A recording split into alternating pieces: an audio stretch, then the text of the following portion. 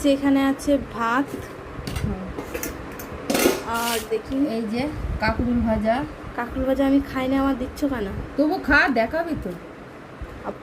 শাক ভাজা, শাক ভাজা, আর বাটি করে আর তুললাম না, এই যে। আর এই যে আলু দিয়ে, পটল দিয়ে, মাছ দিয়ে একেবারে কষা কষা ঝোল একদম। তো এই যে, তো চলো এখানে মা থালা নিয়ে নিয়েছে, আর আমাদের উনুনে রান্না হয়েছিল বলে একটু ডাটা চচ্চড়ি আছে। ও, আর এখানে ডাটা চচ্চড়ি আছে, উনুনে রান্না হয়েছিল বলে ভাত ঢেলে ডেকচিতে রেখে দিয়েছে।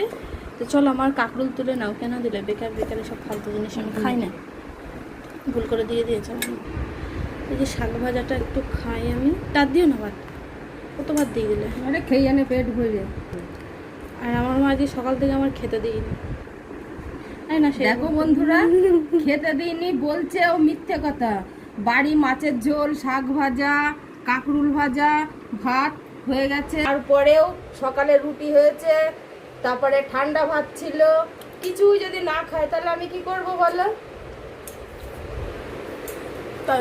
ওর এখন দরকার ছিল মানে খাসির চর্বি দিয়ে ঘুগনি আর ফুলকো ফুলকো লুচি। তা আজকে আমার সময় হয়নি ওর করে দেওয়ার জন্য। আমার মার কথা কেউ শুনবো না।